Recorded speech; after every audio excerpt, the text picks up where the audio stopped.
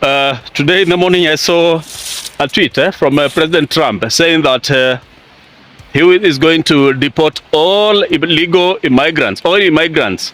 He's saying that they are going to do what we call the biggest re-immigration, whereby the idea is that they want to start returning people to their home countries, both the legal ones and the illegal ones.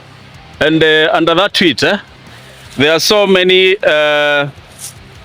people from that country saying that it's high time people went back to their country.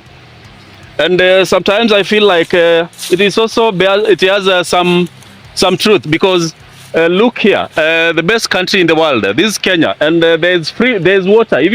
It is not a must that you buy water. You can just come and fetch water from the rivers.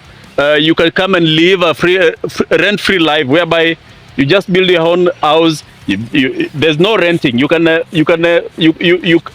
fail to rent houses, because in our rural areas, we have built houses and left them there. Going to the town areas, and Trump, sometimes I know he called African countries shithole countries, but the truth is that the challenge we have as African countries is that our leadership is the one which fails us. It's not that our countries are shithole countries per se.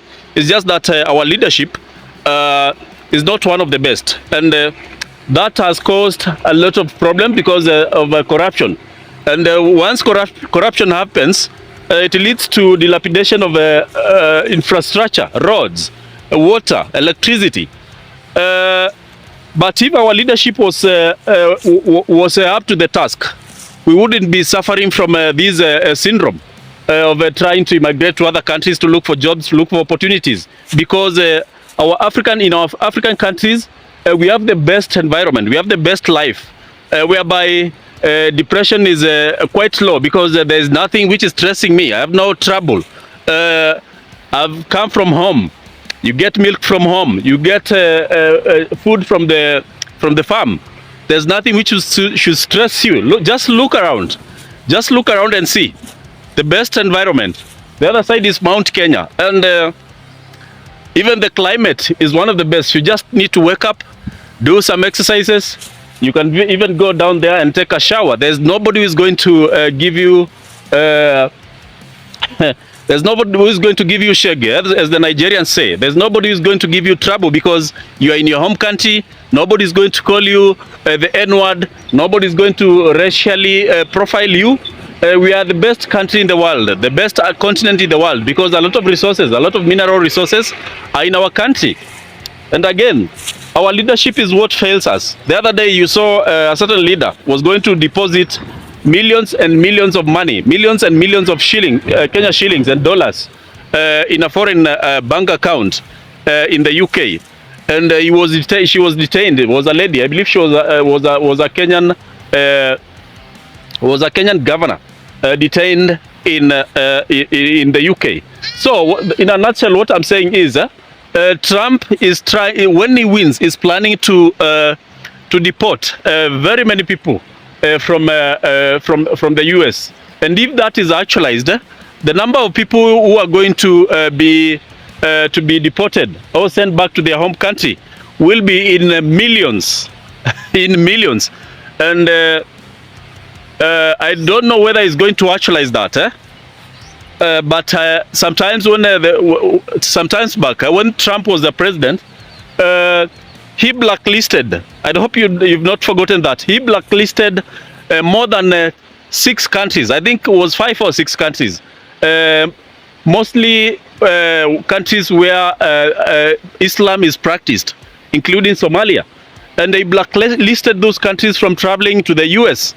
And there's nothing which bars him, or which is going to bar him from blacklisting more countries when he is the president. And from the look of things, I'm not a prophet of doom, but from the look of things, it looks like the Republican Party is going to take the day, because it seems the biggest majority of Americans, the biggest majority of Native Americans or American citizens feel like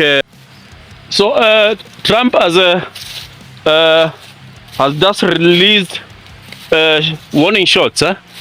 So be ready because yeah, we are just waiting to see what is going to happen after 50 days because if he actualizes that, we are going to see a lot of family separation. We are going to see disruptions of family, disruption of the economy because the largest majority of immigrants are the ones who support the economy of the US in terms of working.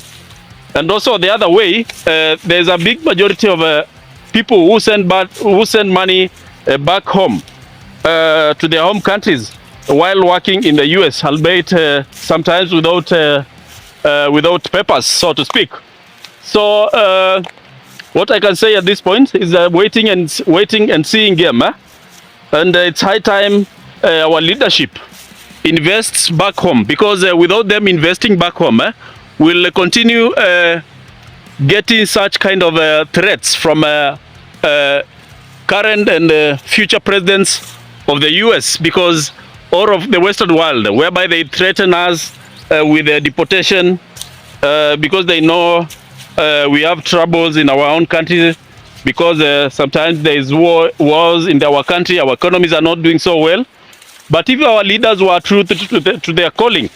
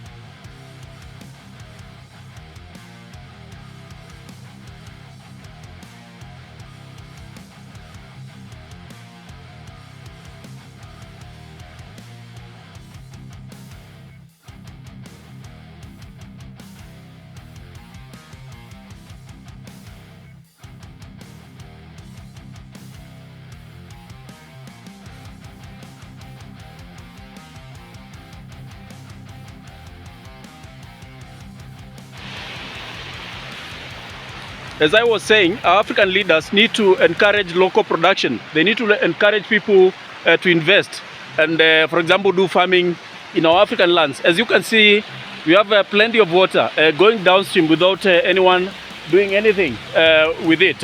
As you can see, we have plenty of land, fertile land. Nobody is doing anything because our African leadership wants to export us to different countries, whereby presidents like President Trump, they keep saying people need to go to their home country. The kind of trauma our African brothers go through in foreign country, a lot of humiliation, a lot of abuse, without taking into account that it's our African leaders who have led us into this. I don't know whether this happens in your African country, because I know this video we are going to get viewers from some few viewers from Nigeria, from Ghana, from Malawi, from Tanzania, from Uganda. You can tell us what happens in your home country. Are there resources which are not utilized? And our people are going to the towns to earn a mere 6,000 Kenya shillings, or what we can translate into maybe $50 US, and leaving resources like these ones without being used. I'm not cognizant. I'm cognizant to the fact that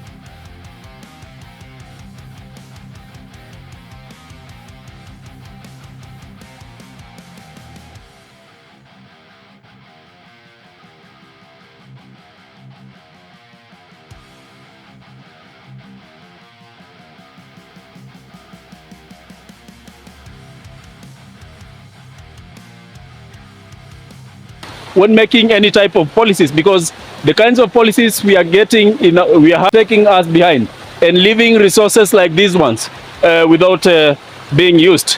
So I want to end this video at this point, because I don't want to go on and on and on, because I am mad and I can talk up until the cows come home. But basically, that is what Trump said in the tweet, that in the first day of office, he's going to what do you call it? What is the word? He's going to deport all illegal immigrants. You hear that? Trump in the first day in office is going to deport all illegal immigrants in the US. And you'd imagine the numbers. I'm going to check the numbers and put them here so that you get a feel of how many people are going to be affected by this directive, even if at all it comes to pass, because we are not foreigners to the US, and the president of the US is a reflection of the majority of the people of the US and what they feel about immigration. Thank you.